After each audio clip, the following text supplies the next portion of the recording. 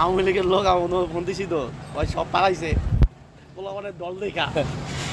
সরদির সামনে ছিল ঠিক আছে সব পালাইছে ওখানে তো সেনাবাহিনী সব সেনাবাহিনী ওইখানে শুধু গণমন ঘেরাও করে রাখছে আর কোথাও কিছু নাই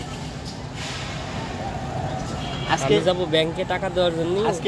এপিবিএন নাম তো কোন এপিবিএন এ দিবেন আজকে সেটা রেডি ব্যাংকে হ্যাঁ দেখছো কত মানুষ রে আরে মাবুদ আজকে হঠাৎ করে এরকম মানুষ এই মোহাম্মদপুরে যদি সর্বত্র আন্দোলনের ঘোষণা দিছে ঠিক আছে কোনো কিছু চলবে না ট্রেন তো সরকারি বন্ধ হয়ে গেছে কোর্ট চলবে না কোনো কিছু চলবে না শুধু ইমার্জেন্সি কোর্ট চলবে এইদিকে আসতেছে কেন ওই যে ওরা আন্দোলন করার জন্য একত্রতা পোষণ করার জন্য